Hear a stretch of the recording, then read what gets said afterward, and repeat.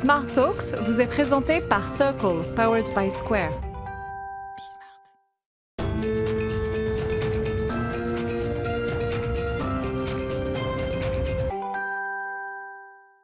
Smart Talks, l'émission de décryptage des stratégies des entreprises, des grands groupes, des ETI, avec Gus, évidemment, le CEO de Circle. Ça va, Gus? Mais super bien, Arnaud. Vous avez l'air très en forme aujourd'hui. Ah oui, je suis en forme. Je vous présente notre invité. Vas-y, je t'en prie. Jean Diacono. Bonjour, Jean. Bonjour. Vous êtes le vice-président American Bonjour, Jean. Express en charge du réseau des commerçants, petits et grands d'ailleurs, Voilà. en France et en Europe. Quelques chiffres pour situer l'importance d'American Express. 64 000 collaborateurs, vous m'arrêtez évidemment si je dis une bêtise au niveau mondial. Allez-y. 170 pays dans le monde, c'est-à-dire presque tous les pays du monde.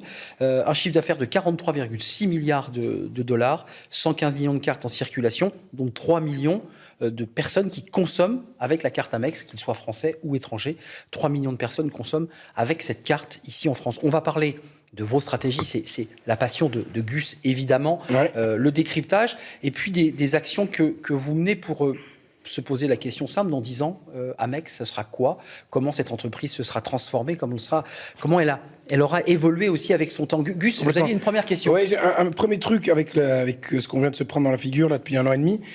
Comment est-ce que un des rôles, toi tu dois t'arranger que les gens continuent à consommer dans les petits magasins, petits ou grands, mais consommer avec leur carte. Ça part de plus en plus dans le digital, etc. Comment est-ce que un de tes rôles à toi, c'est de t'arranger pour que tes petits commerces et tes commerces se portent bien? Est-ce que vous avez une relation de ce type-là, c'est-à-dire je veille à eux pour qu'ils se portent bien, parce que s'ils se portent bien, je me porte bien. Oui, absolument. Donc, effectivement, Amex a 2 clients, hein, les porteurs de la carte d'un côté et les commerçants. Ouais. D'accord. Tout ça, c'est sous la même maison. Et notre rôle, effectivement, c'est d'animer ce réseau commerçant. Et donc, ce réseau commerçant a énormément souffert là sur les 12 derniers mois. Ouais. Alors évidemment, il y a beaucoup de dépenses qui sont reportées vers l'e-commerce, l'm-commerce. Ouais. C'est vrai que les commerces physiques ont énormément souffert. Donc nous, justement, notre rôle, c'est au moment où on réouvre le marché, Ouais. où les commerçants peuvent enfin réouvrir, c'est de les aider à rebondir. C'est Et ça tu fais quoi concrètement Donc, pour les par aider? exemple, là, ce qu'on lance, là, c'est une opération qui s'appelle Shop Small, qu'on a lancée pour la première fois l'année dernière, au mois d'octobre, et qu'on relance là, qui a démarré le 1er juin, et qui dure jusqu'à fin juillet. Ouais. Et le but, justement, c'est de soutenir les petits commerçants en proposant à nos titulaires de cartes de descendre dans la rue, de soutenir leur commerce de quartier et de bénéficier d'une offre, en fait, Ouais. de cashback. Ouais. D'accord. 5 euros, c'est ça? Voilà, 5 euros. On peut y aller que 5 fois, j'ai lu. Ouais, donc, Allez, vous allez- on commence par les 10 000 promotions, c'est pas mal. Vous allez chez un petit commerçant de quartier, on les a, nous, tous enrôlés, hein, Ouais. tous les commerçants font partie de Très l'opération. intéressant. Ouais. C'est financé par American Express. Si vous faites au moins une dépense de 20 euros chez ce petit commerçant, 5 euros. c'est 5 euros de cashback financé par American Et Express. j'y sur le reviens compte. 5 fois dans 5 commerçants Et ça, différents. c'est valable 5 fois d'affilée. Ok, mais donc ça c'est top, mais c'est, je veux dire, c'est un peu un one shot pour essayer de remettre le truc. Mais est-ce que la typologie de relation que vous avez avec les petits commerçants ou les commerçants de manière générale, est-ce que c'est un truc où on se dit, ben, je vais essayer de faire fonctionner un peu comme, je sais pas moi, tu prends des boîtes comme InBev, les distributeurs de bière, tu vois, c'est la relation qu'ils ont avec les bars, c'est une relation de tu marches pas, je marche pas, donc je vais tout mettre en place pour que tu fonctionnes. Ouais. Et donc il y a de l'investissement, et c'est structurel. Est-ce que ce type de relation, est-ce que vous les avez avec vos commerçants, ou en fait vous n'êtes pas encore posé la question parce que et vous venez de poser la question pendant la crise, parce qu'en fait avant c'était pas vraiment un sujet. Non, c'est-à-dire que Shop Small, c'est un exemple de ce qu'on fait pour les soutenir. Ouais. Mais notre créneau à nous, c'est justement nous, on est un opérateur de paiement. Ouais.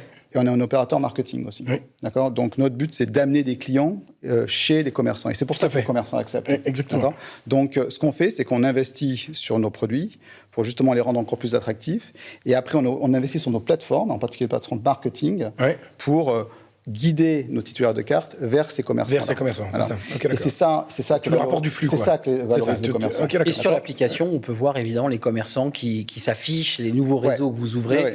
C'est une forme de publicité que vous développez sur ce réseau, en fait. Donc voilà, exactement. Donc les commerçants apparaissent sur une carte, ils sont géolocalisés. Donc en tant que Ça, c'est porteur intéressant. de carte, vous savez quels sont les commerçants qui Je participent à clique et je l'opération. vois où je peux trouver le commerçant. Et puis, les commerçants, on fait des choses aussi spécifiquement pour eux. Donc, on leur envoie de la visibilité, on leur leur envoie une signalétique pour montrer qu'ils participent à l'opération. C'est ça. On leur envoie des gels hydroalcooliques pour leur magasin. On met en place sur des plateformes des tutos pour justement développer un peu la digitalisation du commerce, les rendre plus agiles sur Google, etc. Et du coup, là-dessus, justement, à propos de digital, c'est quoi la proportion de chiffre d'affaires entre physique et digital? Parce que vous avez quand même une partie que vous captez sur le digital aussi. C'est quoi le ratio entre les deux? Nous, on a... Vous n'êtes pas un des gros acteurs du digital? Si, en fait, nos titulaires, parce qu'en fait, ça suit vraiment les titulaires de cartes et leur profil de dépenses. Donc, nos titulaires sont plutôt appétents, on va dire, à l'e-commerce et à l'e-commerce. Donc, typiquement, on a une plus forte proportion que la moyenne nationale. Maintenant, nos titulaires sont aussi très attachés à leur commerce de quartier. Et donc, les deux se développent. Mais c'est vrai que ces dernières années, on a vu une progression du digital, enfin, de l'e-commerce plus rapide. Mais c'est assez en ligne avec le marché. C'est quoi? C'est 40%, c'est l'étude que vous avez sortie. Je crois que c'est 40% selon l'étude que vous avez sortie, qui disent, nous, on veut sauver nos petits commerces. Absolument. Donc, vous n'avez aussi pas le choix, si je peux me permettre, de dire, après tout, nos clients, ils veulent sauver les petits commerces, il faut qu'on parte avec eux aussi. Alors, c'est même plus que ça. On a fait donc une étude au mois de mai auprès de la population française. Donc, ce n'est pas uniquement nos titulaires, c'est la population, qui a montré que 9 Français sur 10 étaient très attachés à leur commerce de quartier. D'accord. Donc oui, c'est vrai que pendant le confinement, ils ont énormément dépensé sur l'e-commerce, sur leur mobile ou sur leur ordinateur. Mais en fait, avec la réouverture, il y a vraiment un engouement et un besoin de revenir chez le commerce de quartier. Donc ils sont très attachés, ils pensent qu'ils contribuent au lien social. Et 40% d'ailleurs sont même prêts à changer un peu leur habitude. D'accord.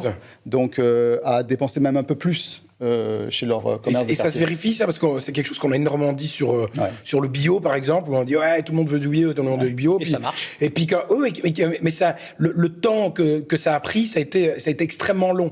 Et la manière de vendre le bio ça a pris beaucoup de maturité par rapport à ce qu'il y a 5-6 ans. Et du coup, la manière dont vous faites avec vos clients, est-ce que tu vois la différence? Alors, c'est vrai que c'est un peu tôt. Là, on sort de la crise. Enfin, on espère qu'on sort définitivement de la crise. Vous direz, donc on commence à avoir un frémissement du marché. Les données montrent effectivement que les Français, qui ont beaucoup épargné, on le sait, ont envie de consommer et ils ont envie de retrouver ce lien social.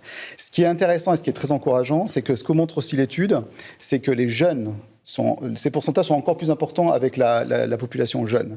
Ce qui est intéressant d'ailleurs, les 18-35 ans sont encore plus appétents et ont encore plus envie de revenir dans leur commerce de quartier. Donc ça montre quand même qu'il y a une tendance de fond. Mais ils n'ont pas beaucoup de pouvoir d'achat. Non, mais ce sont nos futurs clients. C'est ça. Voilà. Ok, d'accord. Ok, top. La question que se pose Gus, c'est que je me pose aussi, c'est dans 10 ans, c'est quoi Amex? Parce qu'il y a la volonté d'accompagner les petits commerces, de rester premium, de rester finalement une marque de luxe avec un service, parce que quand on a la carte premium, on a un service qui va avec.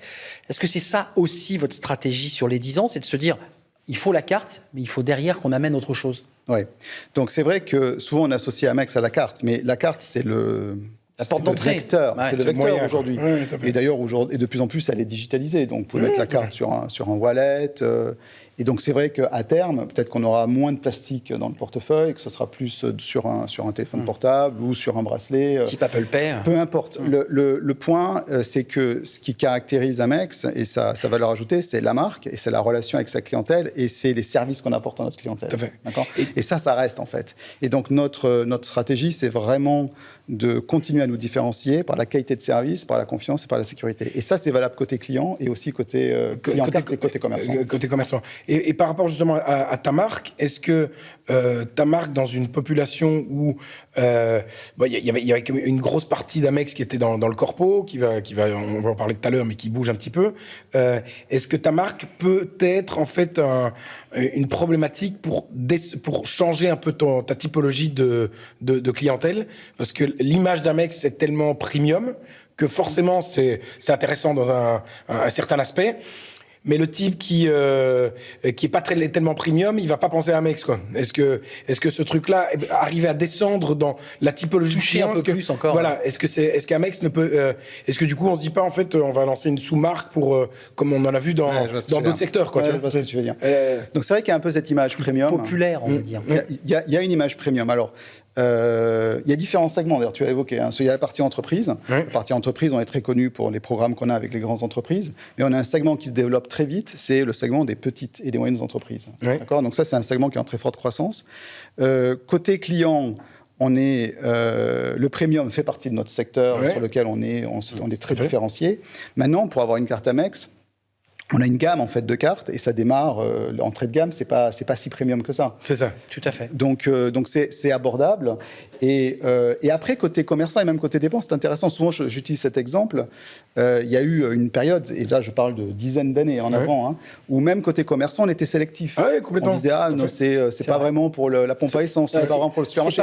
C'est pas notre marque, plus quoi. du tout ça. notre positionnement. Maintenant, Mais ça vous traîne encore un petit peu quand même. nos titulaires, eux, quand ils ont la carte, ils y ont des avantages et ils veulent l'utiliser le plus souvent possible. C'est ça. Et donc, ils veulent l'utiliser quand ils voyagent. Ouais. Mais ils veulent l'utiliser Et aussi partout. quand ils font leurs courses au supermarché, mais aussi dans leur quartier. C'est ça. Et donc, on a un gros focus sur effectivement augmenter ce réseau d'acceptation Populariser, quoi. avec les petits commerçants et avec les commerçants de quartier. Et l'âge moyen de ton client, c'est quoi?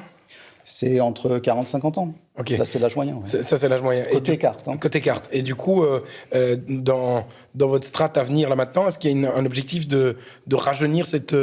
parce qu'il y a un autre truc aussi, après, sur la France, et c'est moins le cas, mais tu prends, par exemple, les pays d'Asie, là où il y a le plus grand pouvoir d'achat, c'est plutôt chez les jeunes. Est-ce qu'il y a un objectif d'essayer de rajeunir l'âge moyen sur tes clients? Oui, absolument. Et c'est en particulier côté acquisition, donc recrutement de nouveaux clients. Ouais.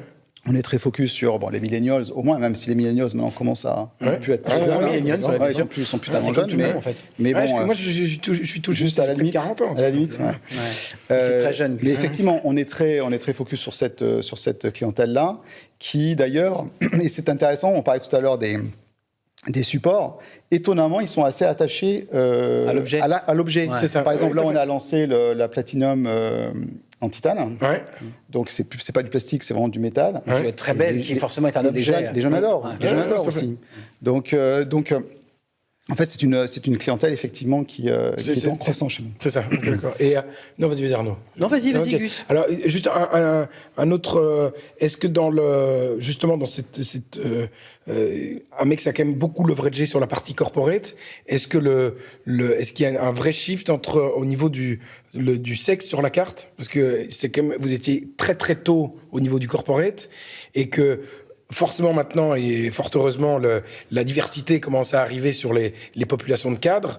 Mais est-ce que historiquement, vous n'avez pas en fait Les cartes d'hommes, en ça fait, existe. une carte d'homme, quoi. Tu vois, le bonhomme qui est en Très costard et qui a son masculine. Amex, quoi, tu vois. Le cadre Et sub qui voilà. est à l'aéroport, qui Et sort en fait, son Amex. le public féminin est accroché à un autre truc par rapport à sa dépense et qu'en fait, ça ne matche pas avec Amex. Ouais, c'est pas l'Amex. Voilà, Comme le BlackBerry fut un voilà, temps, quoi. Voilà. Non, alors, donc nous, c'est vrai qu'on a les deux segments. On a le segment entreprise et le segment particulier. Le segment entreprise reflète la diversité que l'on observe dans les entreprises, Oui. qui est croissante. Oui, tout à fait. Heureusement, d'ailleurs. Tout à fait. Donc là, on n'observe plus ça. Et côté particulier, c'est aussi très mixte. C'est ça. Donc là aussi, il y a un point d'image. Tu vois, c'est intéressant ce que tu dis. Il y a un point d'image, mais qui date. Et oui, c'est ça, mais après, il y a des casseroles. Je ne sais pas si tu as vu Mad Men récemment, Ouais. mais c'est ça, c'est un peu C'est- l'image. Mais ça, c'est derrière nous. Ouais. C'est ça, et c'est derrière vous. Et donc, la population jeune, la population féminine, etc., n'est pas du tout accrochée à cette image qu'un mec pouvait Non, avoir à enfin, en l'époque. tout cas, dans les sondages qu'on fait, on n'a pas du tout une image de carte d'homme. C'est ça. pas du tout le cas. Donc là, c'est Ok, fini. d'accord. Ouais. Jean, sur le benchmark, sur ceux qui vous challenge, parce que derrière, il y a Ouais. plein de compagnies qui, elles aussi, proposent du service avec une carte, qui créent des premiums, qui créent des gold, qui créent des black. Comment vous faites là pour vous démarquer? Je reviens toujours à cette offre de service. Qu'est-ce qui fait qu'un client va dire, mais je préfère prendre Amex que prendre une autre marque? Ouais. Qu'est-ce qui fait qu'il a envie de l'avoir, cet Amex? En fait, c'est la qualité de service. Donc déjà, ce qui est intéressant, c'est d'observer qu'il y a beaucoup de jeunes pousses, de nouveaux entrants qui, en fait, d'une façon ou d'une autre, imitent un peu notre modèle. C'est-à-dire qu'il y a un objet, enfin un produit de paiement, mais pas uniquement. C'est Et ça. donc, attaché au paiement, il y a du service, Tout à fait. il y a du conseil, il y a des offres, il y a du marketing. Bon, et ça, c'est quelque chose qu'on fait depuis des années. Donc vous êtes leader. Donc enfin, nous, peut le on dire. creuse notre sillon, on se digitalise de plus en plus. Ouais. Donc il y a une époque, on envoyait plein de courriers, on faisait des coupons, etc. Maintenant, tout est digital, les offres sont disponibles sur l'app. Avec une ergonomie assez sympa. Voilà, il suffit de cliquer Ouais, et c'est puis jeune. on s'enrôle. Ouais, c'est vrai. Donc nous, on se concentre sur notre positionnement et on essaie d'être le meilleur possible sur les offres et sur la qualité de service. Enfin, genre, on n'a pas évoqué les miles, puisque moi j'ai été journaliste et je me suis beaucoup déplacé. Bon, c'est vrai qu'il y a quand même cette petite plus du miles, quoi, Ouais, qui amène une valeur ajoutée à votre carte. Oui, donc c'est d'ailleurs Amex a été l'inventeur du programme de fidélité sur la carte. Ouais. Donc ça, c'est notre programme Membership Rewards. Ouais. Et puis, on a bien sûr le partenariat avec Air France en particulier, où là, on peut gagner des miles. Et ça, c'est une des fondations ou une des briques. Ça, c'est un pilier. Voilà, c'est une des briques de la valeur de la carte. Mais ceux qui la prennent et ceux qui l'utilisent, et c'est notre challenge d'ailleurs, c'est d'expliquer ça à nos clients, enfin ceux qui ne sont pas encore clients, c'est tout ce qui va en plus. C'est ça. Et donc, il y a les soirées, il y a de l'expérience, il y a le service de conciergerie pour les gens qui ont une carte premium. C'est ça. Et puis, il y a ces offres que l'on fait avec nos commerçants. Et c'est là ça, c'est mon job, vraiment, c'est de travailler avec les commerçants pour justement faire des offres marketing. Démocratiser ton fait service. venir les clients. Donc, c'est intéressant pour le commerçant, parce qu'il gagne de nouveaux clients. C'est ce que veut un commerçant à la fin. Ouais. Et puis, qui sont vraiment intéressants et ciblés et pertinentes pour le titulaire. Vous allez les voir physiquement, excusez-moi, d'un point de vue pratique, vous prenez votre voiture, votre avion, puis vous allez voir quoi, les présidents des fédérations, associations de commerçants de chaque ville. Ah, s'il faut vraiment faire le taf, c'est pas le président des fédérations. Non, Tu mais dois aller voir ton petit commerçant. Hein. On va voir Non, les mais comment commerçants on fait eux-mêmes. Ouais, on va Directement, on vous n'allez quand même pas pousser l'épicier. Bonjour, je suis le on a vice-président d'Amex. Ah, si tu veux faire ton taf, si. il faut aller voir le terrain. Non, justement, c'est une des grandes Au plus près. Ah, mais il faut mettre les mains dans le cambouis. Hein. Nous, on fait que ça. Donc, en fait, on a une équipe qui ne fait que ça, qui gère, bien sûr, le réseau commerçant. Et on ne fait que gérer cette relation-là d'acceptation. Il n'y a pas d'autres produits, on n'est pas une banque. bien sûr. Donc, c'est ce qu'on fait. Alors, évidemment, il y a une segmentation, comme dans toute entreprise. Donc, les très gros clients sont gérés par un représentant qui est en France. On a des gens après qui sont au téléphone. On a un service client qu'on n'arrête pas d'améliorer, que nos commerçants peuvent appeler en permanence. Ça, c'est très important. Et puis, ta strat par rapport justement à ces petits commerçants, est-ce qu'elle est très fort dictée par les US ou bien c'est un truc qui est très européen, français, que toi tu gères parce que ça vient d'en haut, quoi. Non, et puis après, c'est une typologie de continent qui est très différente et avec une histoire qui est très différente aussi sur l'histoire de la marque. La tendance dont je parlais tout à l'heure qui fait que nos titulaires veulent utiliser leur carte le plus souvent possible, elle est globale. Mais donc, c'est avec les petits commerçants, les US, ils y sont toujours pas non plus, ils sont au même niveau de maturité que sur les petits commerçants que toi? Non, aux US, on a énormément de petits commerçants. Ah oui, c'est ça, exactement. Et en France, c'est là où on a le plus de progression. Sur les 2 dernières années, on a affilié, donc on a fait venir sur notre réseau plus de 110 000 petits commerçants. Ok, d'accord. Nouveaux. Qui n'étaient pas sur notre Qu'on réseau. soit bien d'accord, quand vous allez voir ces commerçants, vous et vos équipes, on a bien compris, l'argument c'est de leur dire avec cette carte, vous aurez plus de clients. On est d'accord. Là, vous avez déjà un premier tableau de bord de retour ou c'est encore trop tôt pour dire, voilà, avec cette campagne sur les petits commerçants, on a eu plus 10, plus 15. Les commerçants ont eu dit plus 10, plus 15. Donc effectivement, ça c'est un des piliers de la valeur. C'est la satisfaction client, parce que pour un commerçant et pour un client d'ailleurs, il n'y a rien de pire lorsque la vente a été faite du service ou du bien, de refuser un moyen de paiement à la fin. Donc ça ne devrait pas arriver. Donc les commerçants n'ont pas envie de dire non à la fin, et ils ont envie de pouvoir offrir ce moyen de paiement. Donc il y a la satisfaction client, et puis après il y a effectivement ce que nous on peut faire pour ramener des clients, français ou étrangers d'ailleurs, vers les commerçants. Et dans le cadre de Shop Small, parce que là aussi c'est un peu la même chose en fait, sauf que c'est nous qui finançons l'offre. Ce qui est intéressant, c'est quand on a fait l'opération l'année dernière, 50% des titulaires qui ont bénéficié d'une offre Shop Small, on en bénéficié chez un commerçant qui n'avait jamais visité auparavant. C'est ça. 50%. Donc ça veut dire bien grâce à la carte. Voilà. Donc ça veut dire, certes, il y a des clients fidèles ou qui sont revenus et qu'on a fait revenir, ce qui est important, en particulier après un confinement. Mais il y avait des nouveaux. On a pris l'habitude d'être chez soi, de faire de l'e-commerce, de se faire livrer à peu près tous les 2 jours. Donc on a dit aux gens, redescendez. Mais les commerçants ont aussi vu des clients qu'ils n'avaient jamais vus avant. Et ça, c'est très important. Donc, ça veut dire que ça fonctionne. Ouais. Ah bah oui. Et du coup, est-ce que toi, tu prends, parce que dans les acteurs de tout ce qui est fintech et toute l'écosystème qu'il y a là autour, il y a aussi des acteurs qui viennent un peu se mettre sur la traçabilité des produits, entre guillemets. C'est-à-dire que de venir mettre un geste sur ton achat et que du coup ton moyen de paiement, whatever it is, te permette d'être une porte d'entrée vers ça. Est-ce que ce sont des choses que vous regardez ou pas du tout? C'est-à-dire que, comme je disais, nous, on est une boîte de paiement, on est aussi une boîte de marketing et on est aussi une boîte de données. C'est ça. Parce que comme on a la relation à la fois avec les clients et avec les commerçants, on a quand même accès à beaucoup de données. Complètement. Donc du volume de data, quoi. Voilà.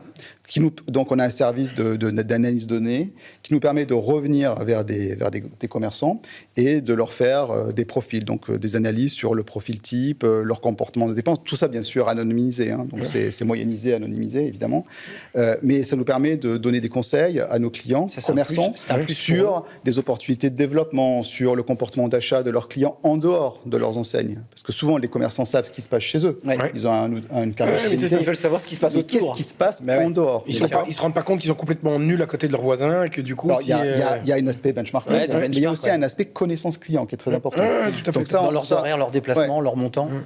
Et après, on a la brique supplémentaire qui dit, une fois qu'on a identifié une opportunité d'un segment qui n'est pas vraiment adressé ou qui pourrait être conquis, après on a la brique marketing qui se rajoute. On dit, voilà, maintenant ce qu'on peut faire avec vous, c'est justement une opération. On a lancé en 2016 une plateforme qui s'appelle Amex Offers, qu'on utilise d'ailleurs sur ShopSmall pour les petits commerçants, et qu'on fait à peu près une quinzaine d'offres auprès de nos titulaires tous les mois, qui sont financées par les commerçants, qui utilisent Amex comme une boîte de média marketing, en fait. C'est ça, ok, d'accord. Ouais, donc est-ce que ça, est-ce que vous voyez ça comme un relais de croissance? C'est-à-dire qu'il y a un moment où on se dit, ok, j'étais un morceau de plastique pour payer, bon, maintenant je commence à mettre une brique data, une brique de service. Est-ce que cette brique de data et cette brique de service ne sert qu'à s'arranger pour que les gens utilisent mon moyen de paiement, ou bien c'est de me dire en fait c'est une diversification de revenus? Non, c'est pas une diversification, c'est un outil de valeur ajoutée et de différenciation sur un marché qui est en forte croissance en fait. C'est ça. Donc le marché du paiement et le marché du paiement par carte, on n'arrête pas de dire que la carte est morte. Non. Donc moi je pense qu'effectivement ça va évoluer et que dans 10 ans, 20 ans, je sais pas, la monnaie commence à mourir. On aura peut-être moins de cartes dans la poche, mais il n'en reste pas moins que le secteur du paiement et de la carte, en fait, est en très forte croissance. C'est ça. Donc on est sur ce marché-là, ce qui est une bonne chose. Par contre, il faut en permanence continuer à se différencier, à innover, parce qu'il y a plein de concurrents. Oui, tout à fait. Et donc cette notion de un peu ce que le DG d'Edenred fait de manière assez incroyable, cette notion d'argent fléché, essayer de mettre un geste citoyen ou autre sur la manière de dépenser ton argent, ce positionnement-là, enfin est-ce que cet angle-là, est-ce que c'est quelque chose que vous regardez ou pas vraiment? La philanthropie, les ONG, c'est vrai que mais même pas, je mets 50 centimes pour le truc, ou avec un mec, je peux aider tout à fait, mais que ce soit philanthropique ou pas. Tu vois, c'est juste se dire, je vais m'arranger pour que l'argent soit dirigé à une certaine, un peu le yucca du truc là, tu vois, tu sais où est-ce que tu dépenses, quoi. Est-ce que c'est quelque chose que vous regardez ou pas vraiment, quoi? Oui, donc déjà, il y a une activité philanthropique, évidemment. D'ailleurs, les titulaires peuvent utiliser leurs points pour contribuer à des ONG. Donc ça, c'est tout à fait possible. Et Amex fait des dons aussi. Donc ça existe. Après la partie, nous, bien sûr, l'activité et les industries sont importantes. Donc on a des industries dans lesquelles on n'opère pas. Maintenant, est-ce qu'on va jusqu'à tracer les transactions et faire en sorte qu'elles soient plutôt dans du bio, comme tu disais? C'est ça. On n'en est pas encore là. C'est ça. Là, notre positionnement, pour l'instant, nous, il est plus, comme je disais tout à l'heure, on sort d'une crise quand même qui a été assez terrible. Il faut relancer. On veut soutenir la consommation, on veut soutenir le commerce en particulier. J'ai mon smartphone, tout à l'heure on évoquait l'idée qui est peut-être la carte, hormis les jeunes qui adorent cette carte Platinum Titane, qui est très belle. À quel moment moi je peux payer en Amex comme on le fait avec Apple Pay par exemple? On peut le faire déjà? Ah oui, absolument. Donc on est c'est super. On est dans Apple Pay. C'est vous dire que je suis quand même très en retard. On est d'accord. Bah oui, c'est facile de mettre la carte. C'est facile, absolument. Et vous voyez, je l'ai pas. Je ne l'ai pas. Donc ça c'est tout à fait possible. On était avec Apple au lancement d'Apple Pay en France. On a été avec eux quand ils ont lancé aux États-Unis. C'est ça. Okay, d'accord.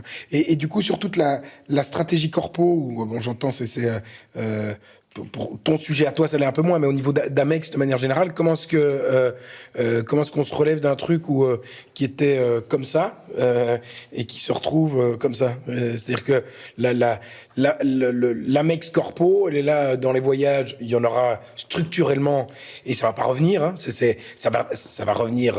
On va pas rester en mode Covid encore pendant 10 ans, mais on ne reviendra pas au niveau où on était avant, ça c'est sûr. C'est clair. Et donc, comment est-ce qu'on lorsqu'on vient rechercher, parce que du coup, il y a un gros trou dans la raquette, là, est-ce qu'on se repose sur toi en disant, OK, le corpo, on a perdu 30%, est-ce qu'on va pouvoir le chercher chez les petits commerçants? Comment est-ce que ça... Une réponse, Jean, avant de nous quitter, il nous reste 2 minutes. OK. Ouais, d'accord. Donc, non, sur le corpo, effectivement, on pense que le voyage d'affaires va évoluer, ça c'est clair. Ouais. D'accord. Maintenant, Impacté ou évolué, excusez-moi, c'est la question du... il est impacté sur les dépenses plus Impacté. classiques. On pense que les gens On vont moins voyager. On est d'accord. Après, ça se reporte sur d'autres types de dépenses. Ouais. On pense aussi qu'assez rapidement, les gens vont vouloir voyager professionnellement et personnellement. Après, ce qu'on fait avec nos clients corporate, c'est que ça fait un moment maintenant qu'on s'est diversifié pour le coup. C'est ça. Donc, on leur propose des solutions de paiement plus B2B pour payer leurs fournisseurs, d'accord, qui leur donnent une facilité de trésorerie. Et ça, c'est une offre qui est moins connue du grand public, mais qui existe. Et ça, pour le coup, ça contribue à une diversification, à Mais une c'est vrai forte qu'on le connaît pas, croissance. ça. Et à la fin, ça va compenser ce qu'on perdra côté C'est ça. voyage. Ok, d'accord. Ouais, parce qu'il y a toute la partie Entreprise, télétravail ouais. d'une manière ou d'une autre. Il y a Oui, aussi où vous pouvez vous positionner. Plus les dépenses plus fondamentales de fournisseurs Tout à que fait, les entreprises exactement. peuvent payer avec des produits Amex. Pour le coup, c'est pas une carte, C'est ça. mais c'est un produit Amex. Produit Amex. Pilotage des dépenses, gestion aussi des ça. délais de paiement, ça c'est le volet Absolument. entreprise. C'est vrai que c'est pas la partie qu'on connaît le plus chez Amex et qui pourtant visiblement se développe bien. Mais aussi. qui est très important parce que le délai de paiement pour une petite Ah ouais. entreprise et la trésorerie, Ouais, c'est très bien important. sûr, Et donc, il y en a tout beaucoup BFR qui est utilisent Amex crucial pour ça. là-dessus. Ouais, Jusqu'à 58 jours, il faut le préciser, parce Exactement. que c'est pas inintéressant pour une Ouais, entreprise. presque 2 mois, ouais. Presque 2 mois. Jean Diacono, c'était un plaisir de vous accueillir. Plaisir à J'ai pour moi. découvert évidemment que j'étais Peut-être une guerre en retard. j'étais une guerre en retard, évidemment. J'étais resté au XXe siècle. On peut évidemment payer avec l'Amex avec son téléphone. Ça va, c'est facile à rattraper. Bah oui, ça va se faire rapidement, mais Gus va m'aider, j'en suis sûr. Ouais. Vice-président d'American Express et en charge, on l'a bien entendu, des commerces, des petits commerçants notamment, qui est une de vos cibles, en France et en Europe. Gus, on se retrouve évidemment la prochaine fois pour un nouveau Smart Talks. Tout à fait. Je vous remercie 1000 fois. C'était top. Merci Jean d'être venu nous rendre Avec, visite avec dans ce plaisir. petit endroit cosy. Voilà. C'était un vrai plaisir. Merci pour votre fidélité, puis on se retrouve évidemment pour un prochain numéro avec Gus, bien entendu. Tout à fait. Salut À Arnaud. très très bientôt. Smart Talks vous a été présenté par Circle, powered by Square.